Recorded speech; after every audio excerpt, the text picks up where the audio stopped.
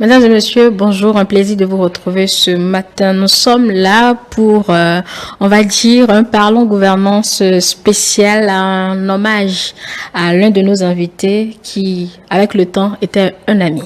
Agapit Napoléon Maforican, bonjour.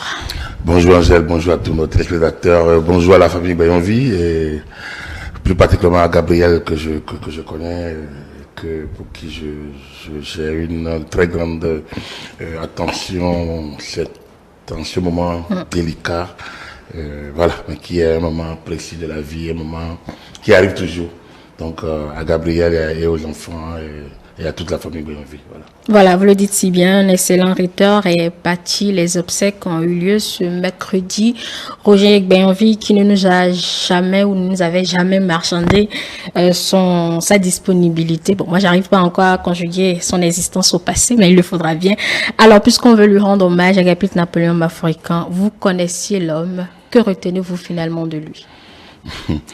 Je penserai beaucoup. Je sais pas s'il faut parler de Roger Bayonvie, je pourrais parler pendant beaucoup de temps. Peut-être plus que lui-même, il n'en croirait d'ailleurs, parce que Roger Bayonvie a façonné une partie de notre vie estudiantine, donc moi de ma jeunesse, disons de mon adolescence, ou bien de mon âge adulte, je peux dire. Je pense que c'est beaucoup plus ça dans ma vie estudiantine, parce que professeur, renouveau démocratique, ma vie estudiantine rime avec le début du renouveau démocratique, et donc des mouvements estudiantins beaucoup plus autorisés et donc beaucoup plus libres, moins encadrés et donc plus bruyants. Et Roger Bayonvie n'est pas trop de ceux-là qui pensaient qu'au début du renouveau, on devrait mettre la pression sur le régime. Il pensait qu'on devrait plutôt lui laisser le temps. C'est la première chose que je dirais de lui. Il était régulier. C'était un des chroniqueurs les plus réguliers du journal La Nation. Et il ne manquait pas d'occasion, aucune d'ailleurs, donc pour recadrer l'opposition bruyante, notamment du professeur Albert Evouadjere, le parti de notre cause commune de l'époque, et surtout les mouvements estudiantins qui l'agaçaient. Oui, il avait en horreur les grèves. Voilà, donc les mouvements qui l'agaçaient. Et nous aussi, donc lorsqu'on a eu l'occasion d'en découdre avec lui, on ne s'est pas retenu. Je me rappelle encore un de ces tests sur lequel on a travaillé parce que ça nous a énervé suffisamment. Quand il dit nous, c'est les étudiants passés à la plume. D'accord. Déjà au journal Le Héros, mais surtout au quotidien Le Matin, déjà en 94, où au cours d'une grève, je pense qu'une de nos grèves, Roger Bayonvie écrit une de ses chroniques, aller joyeusement en grève. Voilà, c'est comme ça, il a titré son texte, et j'avoue que c'était un réquisitoire totalement en règle contre ça, en montrant comment peut-on revendiquer un certain nombre comment peut-on être sérieux en chantant et en brandissant les brassards, comment des gens qui sont appelés à diriger le pays peuvent manifester autant bruyamment comme de vulgaires individus. Voilà, c'était un peu ça. Nous n'étions pas d'accord avec lui. Et je pense qu'il n'en avait que cure, comme on le dit. L'histoire que je peux raconter, ça me concerne personnellement. J'ai bénéficié d'une bourse d'une étudiante j'ai été ciblé donc par une qui était ici, une Allemande, qui a estimé que j'avais un niveau d'allemand suffisant pour pouvoir bénéficier d'une bourse avec une fondation qui n'était pas représentée en Afrique. C'était une fondation à Inskune à l'époque, je ne sais pas si elle existe encore. Et Roger Bayonvie était le représentant résident de la fondation Friedrich Naumann, qui est une des fondations actives au Bénin à l'époque. Il y avait la Friedrich Naumann, mais il y avait la Konrad Adenauer qui était là également. La Friedrich Ebert n'était pas encore là. Elle était à Abidjan et certainement à Lagos, mais n'était pas encore à Cotonou. On était dans les années 90, début, donc 95. Et donc, j'ai bénéficié. Bon, elle estimait que je devrais bénéficier. Mais dans les conditions, il fallait une lettre de recommandation d'une fondation allemande installée au Bénin. Et voilà. Elle a dit, bon, je parlerai de toi à Roger Bayonvie. Parce que bon, elle a rencontré au cours d'une réception. Et puis bon voilà, elle a donné mon nom, la fondation m'a écrit Ok. et a envoyé un fax à la fondation Friedrich Naumann pour avoir OK. la lettre de recommandation. Ok. Donc je me suis porté vers la fondation. N'oubliez pas l'antécédent entre nous, pas énormément avec moi, Non, mais avec le il me moment connaît comme incident. un des acteurs donc, de la nouvelle presse, de la jeune presse privée. Je me porte vers lui. Bonjour, monsieur, là, monsieur le représentant résident, je suis Maforikant, je lui présente mon problème. Et monsieur, oui, je me rappelle avoir reçu un fax, oui, on me parlait de vous, demandait l'aide de recommandation. Mais monsieur, vous voulez que je vous réponde quoi? Je ne vous connais pas. Je dis non, je suis ici, oui, ça, je connais. Mais une lettre de recommandation suppose que je vous connaisse un peu, que je parle de vous, mais je ne vous connais pas, monsieur. Je dis non, c'est juste, monsieur, je ne vous connais pas, je ne peux vous délivrer un tel document. Et il fait la main pour dire... La porte. La porte. J'ai tenté de résister, la porte était déjà ouverte, j'ai compris qu'il n'y avait pas grand-chose à faire. Je suis déçu. J'ai rendu compte, heureusement qu'il y avait une autre fondation, comme je vous ai dit, la fondation Konrad Adenauer. Et donc, en le disant, j'ai eu une pensée pour Volker Menikes, qui était son représentant résident à l'époque, qui m'a, avec des amis, qui étaient à l'époque, qui m'ont facilité le contact avec Volker Menikes, et j'ai pu avoir ma lettre de recommandation. Bien. Alors, la lettre de recommandation, l'invitation m'a été envoyée. Et on copie lui a été envoyée par fax encore. D'accord. Et on se croise à l'hôtel Sheraton à l'époque, au cours d'une activité donc où l'ambassade d'Allemagne était. Donc on se croise et il me voit. Il dit mais tiens, mais c'est vous. On m'a dit que vous voyagez. Mais je vous ai dit, je ne vous connais pas et pourtant je reçois votre lettre d'invitation. J'ai dit non, mais monsieur le président, j'ai pu avoir la lettre de recommandation. Il dit ça, j'ai constaté, mais gardez et retenez et dites à la fondation que monsieur Béonvi ne vous connaît pas et ne vous valide et ne vous habilite pas. Merci. Je suis parti, je suis revenu. On se croise au cours d'une autre activité. Il dit, vous êtes revenu. Il dit, bon, ça, vous changez d'abord une des appréciations que j'ai contre un certain nombre d'entre vous, parce que quand ils partent, c'est pas pour revenir. Je dis, moi, je suis revenu. Et un peu, voilà. Donc, voilà un peu. J'avoue que j'avais une dent longue contre lui. Parce que j'estimais qu'il était trop carré, bloqué. Nous avons eu l'occasion de nous croiser. Nous avons, nous les deux, eu la chance. Mais lui, il a son épouse, Madame Bayonvi Gabrielle, est une Allemande. Donc, il a eu cette chance, de contact facile dans ce monde. Moi, j'ai eu la chance d'être adoubé à l'époque par l'ambassadeur Volker Dleicht, qui est resté au Bénin de 96 à 2000, ou à 96 à 99, Volker Dleicht, à qui j'ai aussi pour qui je passe un salut, je ne sais pas où il est. Donc, voilà, c'est comme ça que nous nous croisions régulièrement chez l'ambassadeur, de temps à autre, lors des invitations ou lors des manifestations ou pour des causeries. Et c'est comme ça que nos positions, enfin, on a appris à se connaître l'un l'autre, mais chacun en restant ce qu'il est. Je pense qu'on a... Vous avez eu un mauvais départ, en fait. On a eu un mauvais départ, mais nous n'avons pas en commun. Je pense que chacun est maître de sa pensée et chacun chacun a le plaisir de dire ce qu'il pense et de ne pas avoir peur de le dire. Et je pense que ça nous a beaucoup plus progressivement unis. Quand il était au gouvernement du président Yahi, en tant que ministre de l'Agriculture, moi, ça m'a fait beaucoup plaisir. Mais alphabétisation ou bien oui, ministre de l'alphabétisation des langues nationales, si je me trompe.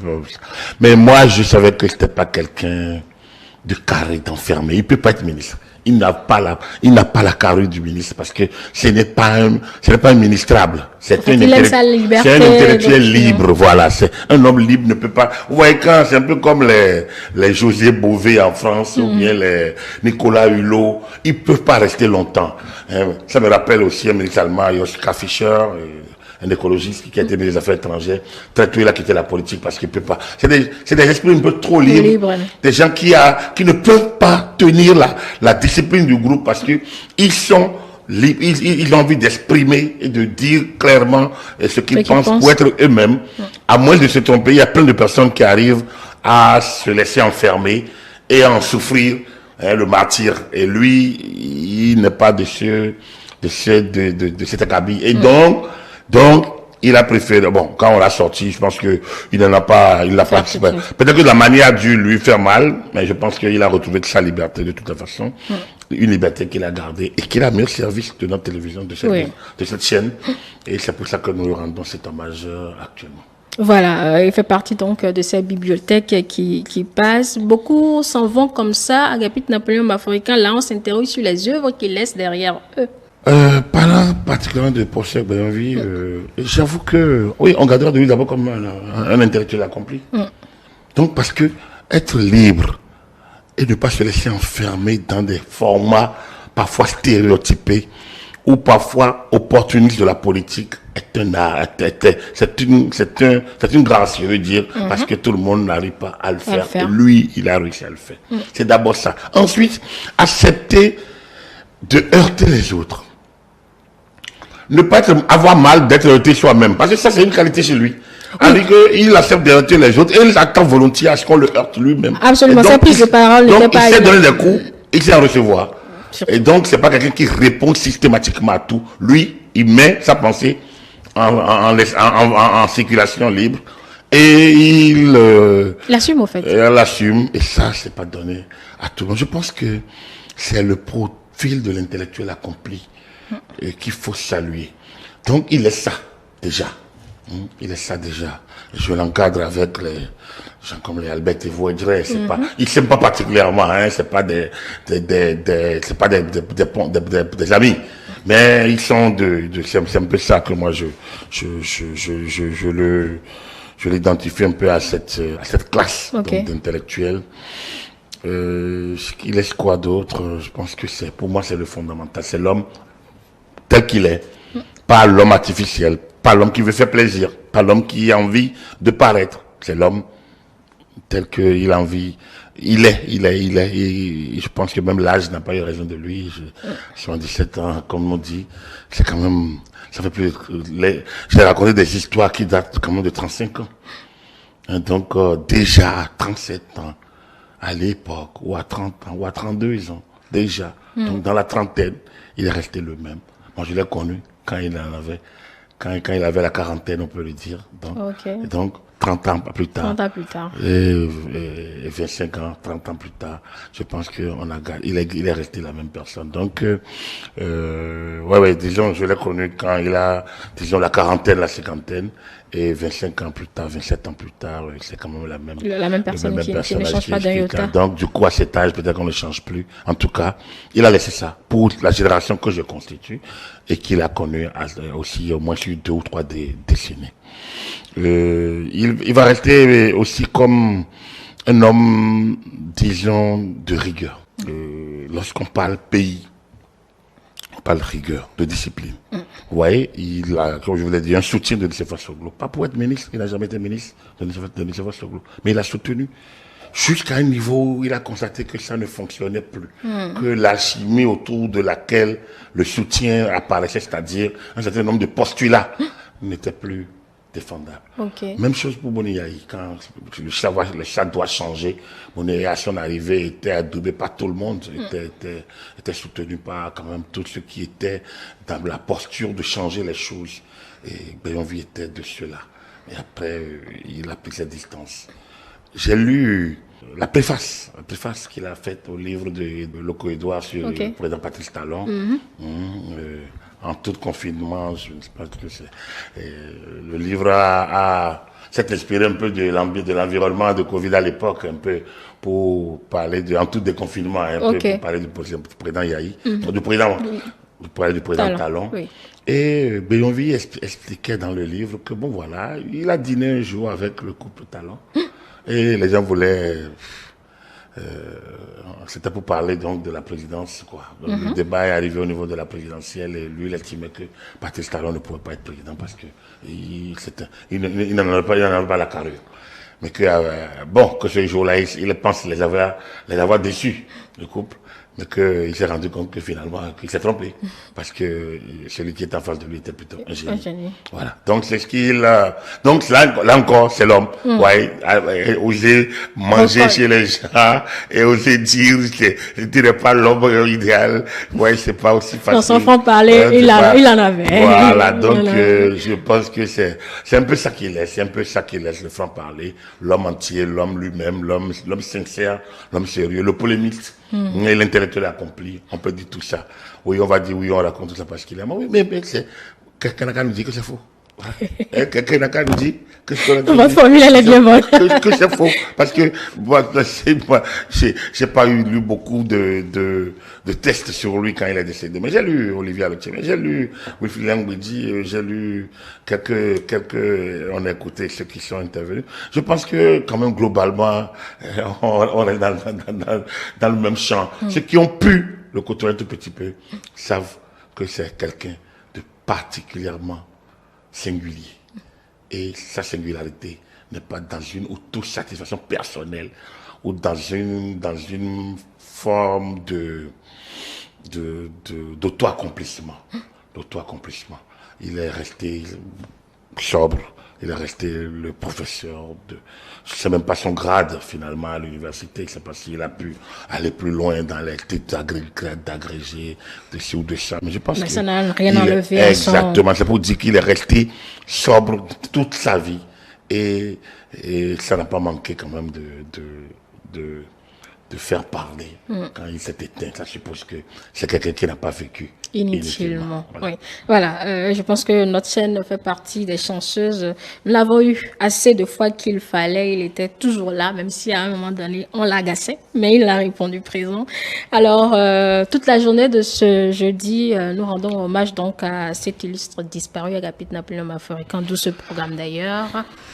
Oui, rendre hommage à Béonville, c'est une manière de saluer la disponibilité de ceux qui viennent sur les plateaux sans calcul.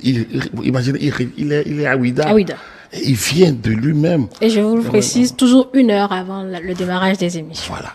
Donc, il est à Ouida. Il y en a qui demandent, mais vous nous payez quoi? Il ne l'a jamais dit, il ne l'a jamais demandé. Et il y a des plus jeunes, eux, ils attendent ce qu'on doit leur payer pour qu'ils puissent parler. Pour qu'il puisse, mais lui ne l'a jamais demandé. Ensuite, il vient émettre des positions, mais il prend des coups. Et ça ne le sonne ça. Et malgré ça, il écrivait ses chroniques. Je pense que cette émission spéciale, c'est pour rendre aussi hommage aux intellectuels, à ceux qui expriment librement leurs pensées, à ceux qui soutiennent par la pensée scientifique. Et parfois, même partisane, je peux le dire, mais la pensée soutenue autour d'une prise de position qui est le soutien argument et le soutien exemple qui rend solide la prise de position. Vous savez, dans la démarche argumentaire, il ne s'agit pas de soutenir une position, il s'agit de l'argumenter. Oui. Et il s'agit peut-être de l'illustrer. Et lorsque vous argumentez, vous illustrez votre position, ça devient naturellement intéressant. On peut être d'accord avec vous, on peut ne pas être d'accord avec vous. Et donc, avec Béonville, on a toujours eu, il a toujours décliné, tel un mathématicien, sa pensée, et avec beaucoup ou un philosophe, avec beaucoup d'aisance, beaucoup de plaisir. Nous rendons hommage à Roger Béonville également pour saluer un peu toutes ces intellectuels, disons, particulièrement dévoués. Il y en a qui sont connus, il y en a qui sont inconnus. Il y en a qui sont partis dans l'anonymat dont on parle très peu, parce qu'on ne les connaît pas. Parce que quand on dit intellectuel, ce n'est pas nécessairement l'universitaire. Quand on dit intellectuel, c'est l'instituteur dont on parlait. Emmanuel Mounier, par exemple, quand il parlait de Pintos, quand il parlait de Tidjani Serpos, de Paul Razoumé, de Louis Roncarin, quand il parlait de ces intellectuels déjà dans son livre, Emmanuel Mounier, le philosophe politique, qui a dit que le Dahomey était le quartier latin de l'Afrique, de l'Ouest francophone, et que cet intellectualisme teinté de mesquinerie n'était pas de nature à assurer le développement de notre pays. Donc je parle d'Emmanuel Mounier, mais qui saluait déjà un certain nombre d'intellectuels qu'on avait. Ils sont nombreux. Ils sont nombreux. Donc, je parle de Paul Razouman n'était pas des universitaires. À l'époque, il n'y en avait pas trop parmi les Noirs. Mais c'était des érudits, c'était des grands intellectuels qui ont jalonné ce pays. Donc, quelques écrits ont continué à nourrir les réflexions, là où la pensée des scolaires, mais qu'ils ne sont pas toujours Olympeliquenum, voilà, il a un peu de la trace de Béonville. Sans oublier aussi Jean Pliat. Un homme entier, bon, il n'est pas au Bénin, il vient de temps en temps, très rarement. Il est très peu présent dans la presse, mais grâce à lui plaît, il écrit. Donc il y en a quelques-uns qui méritent quand même. Je pense qu'il faut qu'on célèbre l'intellectuel. D'accord. Tout comme on célèbre l'artisan, l'artiste, il faut célébrer l'intellectuel. Et il faut que les intellectuels se fassent célébrer. Et se faire célébrer, c'est produire de la pensée. C'est partager la pensée. Oui. C'est mettre la pensée à la disposition des politiques. C'est un peu tout ça. Nous, on n'en a pas l'habitude. On a peur de ce que les gens vous diront. On a peur que votre pensée heurte les autres. Et lorsque quelques-uns l'évoquent, on a peur qu'on dise, mais qu'est-ce que lui cherche? Ah oui, là, il est là à soutenir, mais pourquoi on lui a rien donné? Et pourquoi c'est lui? Il attend quoi? Donner quelque chose à telle personne pour qu'il se taise. Bon, qu'on la paix. Donnez-lui pour lui rabattre le caquet. Mais faites taire, monsieur X. Parce que lorsque vous devez argumenter une position, soutenir, c'est parce que si vous n'êtes pas financé pour le dire, c'est que vous êtes à la recherche de quelque chose. Et il y en a beaucoup qui ont peur de cela et qui évitent les micros. Il faut saluer ceux qui arrivent à y aller et à affronter. Il y en a que l'État nourrit et qui ont peur d'aller témoigner. L'État les a nourris. Ben, lui, c'est un universitaire sobre. Donc, du coup, il a mis son service au développement de la formation des plus jeunes. Donc, on ne peut pas dire que l'État les nourrit particulièrement. Il a peut-être été étudiant, boursier, peut-être de l'État, je ne sais pas. Et donc, mais lui, il a mis sa pensée au développement. Mais il y en a qui ont été des gros fonctions de l'État, qui ont fait des expériences qu'ils ont le devoir de partager avec eux, mais ils sont repliés dans leur cachot, enfin, dans leur confort peut-être douillet, de retraités mais ils sont perdus, ils sont repliés, et ils ne veulent rien partager. Ah, non, on ne parle pas, non, je ne peux pas parler. Quel dommage. Parce que ailleurs, les gens partagent. Ils écrivent d'ailleurs. Et au Bénin, même à défaut d'écrire, que les gens partagent au moins ce qu'ils ont vécu. Donc, c'est pour tout ça qui est salué aujourd'hui. Comme je dis, salué, en ouverture, je salue Madame Gabrielle, et Bayonvie,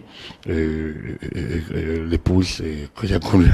Je n'ai pas connu le professeur Bayonvie sans Madame, puisque tout le temps, les moments que nous avions partagés, disons, je vous disais, parfois à l'ambassade, Madame avait été là, j'ai eu le temps d'apercevoir rapidement les enfants, voilà. Et puis après, l'ambassadeur est parti et chacun a pris aussi sa distance.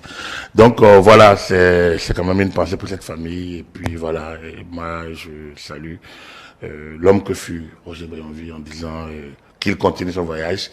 Je suis de ceux qui pensent qu'il y a une vie après la mort.